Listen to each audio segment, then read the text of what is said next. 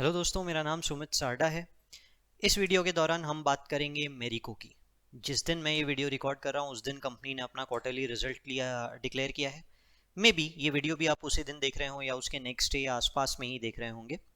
आ, इस वीडियो के दौरान मुझे आपको बताना है इंड एस 108 सेगमेंट रिपोर्टिंग का इम्पैक्ट। सेगमेंट रिपोर्टिंग का किस तरह से डिस्क्लोजर किया जाता है थोड़ा बहुत, क्योंकि हम लोगों ने पहले एचयूएल भी देखा है। मैं एचयूएल का भी आपको थोड़ा बहुत सेगमेंट रिपोर्टिंग बताऊंगा इस वीडियो के दौरान। कंपनी ने उनके वेबसाइट पे अगर आप जाएंगे फाइनेंशियल्स पे तो वहां पे क्वार्टर फोर, इस बार मैं आपके साथ सिर्फ क्वार्टरली रिव्यू डिस्कस कर रहा हूँ।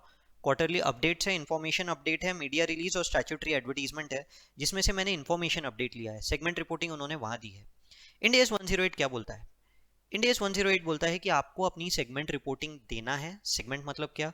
कि अगर आपके बिजनेस में कुछ ऐसे पर्टिकुलर फैक्टर्स हैं जिनके अपने रिस्क एंड रिवॉर्ड अलग हैं कंपेयर टू अदर सेक्टर्स, तो उनकी इंफॉर्मेशन आप सेपरेटली प्रोवाइड कीजिए।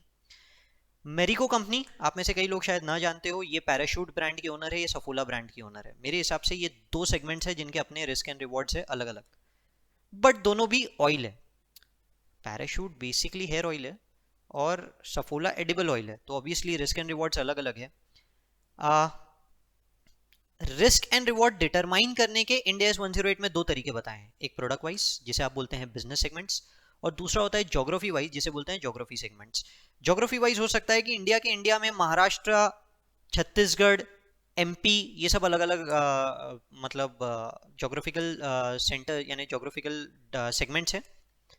या हो सकता है इंडिया, यूएस, ऑस्ट्रेलिया, ये अलग अलग सेगमेंट्स है। ये भी पॉसिबल है। ठीक है, समझ में आ रहा है? तो इस तरह से इंफॉर्मेशन को प्रेजेंट करना पड़ता है एनुअल रिपोर्ट में भी और क्वार्टरली रिपोर्ट्स में भी। क्वार्टरली रिपोर्ट दे रहे हैं तो उसमें भी सेगमेंट रिपोर्टिंग देना कंपलसरी है। कंपनी को सेगमेंट रिपोर्टिंग देना कंपलसरी इसलिए है ताकि ऑर्गेनाइजेशन को पता रहे कि कोई ऐसा कोई पर्टिकुलर सेगमेंट तो नहीं है जिसके में बहुत ज्यादा लॉसेज हो रहे हैं। तो हमें पता रहना चाहिए, इसीलिए सेगमेंट वाइज इंफॉर्मेशन मांगी जाती है। ठीक है, तो मैंने आपको एक रफ आइडिया दे दिया अबाउट 108। बहुत ज़्यादा तो मैंने आप लोगों को इसके बारे में कुछ खास बताया नहीं है। ये रिपोर्ट अगर आप डाउनलोड करेंगे, मैंने डाउनलोड करके रख लिया है ऑलरेडी। इस तरह की रिपोर्ट आपके सामने ओपन होगी। इसमें बहुत सारी इंफॉर्मेशन है। मैं मेन जाऊंगा सेगमेंट रिपोर्टिंग पे। इन लोगों ने ज्योग्राफी वाइज रिपोर्टिंग की है rather than product wise reporting. Product wise reporting हो सकती है, मेरे हिसाब से होनी भी चाहिए, बट देखिए वो लोग बहुत बड़े ऑर्गेनाइजेशंस है, वहाँ पे बैठे हुए जो ऑडिटर्स हैं उन लोगों को ज़्यादा नॉलेज है, ऑब्वियसली टेक्निकल एस्पेक्ट ज़्यादा है। अल्टीमेट डिसीजन भी मैनेजमेंट का होता है, ऑडिटर्स का नहीं होता इसमें। कैसे रिपोर्टिंग की जाती है ऑडिटर के ऊपर, क्या मैंडेटरी किया इंड एस 108 ने? 108 बोलता है कि वो रिपोर्ट जो सीओडीएम को जाती है, सीओडीएम मतलब चीफ ऑपरेटिंग डिसीजन मेकर, यानी वहां का इन सेगमेंट से रिलेटेड जो भी डिसीजंस लेता है, अथॉरिटी जो डिसीजन लेती है, वो इस रिपोर्ट को कैसे एनालाइज करता है, वो हर सेगमेंट की रिपोर्ट को कैसे एनालाइज करता है, ज्योग्राफी वाइज करता है या प्रोडक्ट वाइज करता है। वो जैसे एनालाइज करता है वैसे आप प्रेजेंट कीजिए। अगर वो दोनों तरीकों से एनालाइज करता है, दोनों तरीकों से, तो जनरली आप प्रोडक्ट वाइज प्रेजेंट कीजिए, पर जो रिपोर्ट उसको जाती है वैसी ही रिपोर्ट आपको यहाँ प्रेजेंट करना है। समझ गए? This is the requirement of India 108 या एफआरएस 8। यहाँ हम देख सकते हैं ज्योग्राफी वाइज रिपोर्टिंग उन्होंने दो ज्योग्राफी में बांट दिया, इंडिया, इंटरनेशनल। इंटरनेशनली इनका मेन है बांग्लादेश। बांग्लादेश में इन लोगों का सेल अच्छा खासा है, जिसे बेसिस पे इन्होंने उसको स्प्लिट करके रखा है। आप देख सकते हैं रिजल्ट परसेंटेज, कैपिटल एम्प्लॉयड, पूरा का पूरा उन लोगों ने रिपोर्ट किया है। हम यहाँ पे एसेट्स नहीं देख पा रहे क्योंकि कैपिटल एम्प्लॉयड, सॉरी, हम लोग क्वार्टरली रिजल्ट्स देख रहे हैं, इसीलिए हम लोगों को यहाँ पे एसेट बेस्ड इन्फॉर्मेशन नहीं मिल रही। मैं एनुअल रिपोर्ट आप लोगों को एचयूएल की दिखाऊंगा, एचयूएल के अंदर में हम लोग वो सारी की सारी चीजें देख लेंगे मेरे हिसाब से। ठीक है, इन्होंने प्रोडक्ट वाइज इंफॉर्मेशन भी यहाँ पे डिस्क्लोज की है। This is nothing to do with Ind AS as such, अगर मैं बोलूँ आप लोगों को तो। पर आप यहाँ देख सकते हैं कि उन्होंने आपको बताया है अपना revenue as a percentage segment wise. Parachute का कितना है, एक वैल्यू एडेड हेयर ऑयल्स है, ये इंटरनेशनल है, बांग्लादेश से रिलेटेड। सफोला का कितना है, पहले तो रेवेन्यू परसेंटेज का स्प्लिट उन्होंने दिया, प्राइसिंग रिलेटेड डिटेल्स उन्होंने दिए हैं, प्रोडक्ट वाइज डिटेल्ड इंफॉर्मेशन पूरी की पूरी प्रोवाइड की है, इंटरनेशनल बिजनेस का टर्नओवर, ग्रोथ, सारे के सारे इंपैक्ट्स। मतलब ये इंडियस नहीं मांगता, ठीक है, ये इंडियस नहीं मांगता, पर ऐसा नहीं है कि उन्होंने प्रोडक्ट वाइज इंफॉर्मेशन प्रोवाइड नहीं की। उन्होंने प्रोडक्ट वाइज इंफॉर्मेशन भी पूरे तरीके से प्रोवाइड की है, revenue wise, cost wise, fixed variable, ठीक है, the best thing I liked about them is end S 116 का प्रेजेंटेशन लीजेस, जिसमें जो मैंने आप लोगों को एक वीडियो दिखाया उसमें मैंने आपको कैलकुलेट करके दिया था कि रफली कितने से प्रॉफिट बढ़ा होगा या गिरा होगा। उन्होंने दिखाया यहाँ पे कि भाई डेप्रीसिएशन कितना चार्ज हुआ है राइट टू यूज एसेट से रिलेटेड, ठीक है, not nothing to do with 108। अब देख ही रहे हैं तो मैं बोला वो भी सुन ही लो यार, ठीक है।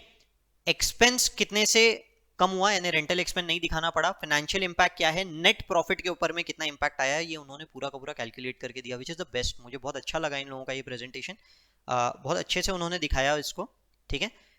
और कैपिटल का utilisation as a percentage, profit वगैरह सब कितना कितना है, वो सारी की सारी बातें ये आपको एनालिसिस के काम आएंगी कि कंपनी का शेयर का प्राइस किस तरफ मूव होता है, वो सारी बातें। आई होप आप लोगों को एक आइडिया आया होगा कि किस तरह से ये रिपोर्ट देखी जाती है। Let me move towards HUL and try to explain you about HUL the same. तो मैंने आपके सामने HUL का रिपोर्ट ओपन किया, बट दिस इज फॉर 2019, मुझे वही अवेलेबल हुआ। Annual report 31 March 2020 on the day I am recording the video was not available. Segment information अगर आप लोग देख रहे होंगे रफली इज ऑन पेज नंबर 199, इतना कोई रेलेवेंट नहीं है पर आप देख सकते हैं उन्होंने सेगमेंट्स को प्रोडक्ट वाइज स्प्लिट किया है, जैसे मैंने ज्योग्राफी वाइज किया था, यहाँ प्रोडक्ट वाइज किया है। होम केयर जिसमें उन्होंने मर्ज किया, मुझे एक कंसेप्ट बताना था, bars, detergent powders, detergent liquids, water business etcetera सब कुछ मर्ज करके एक बता दिया home care. Try to understand, एक ब्रांड होता है डव, एक ब्रांड होता है लाइफ बॉय। डव के अंदर में भी आपको मिलेगा soap, liquid soap, shampoos, creams, life boy में भी मिलेगी ये सारी की सारी चीजें।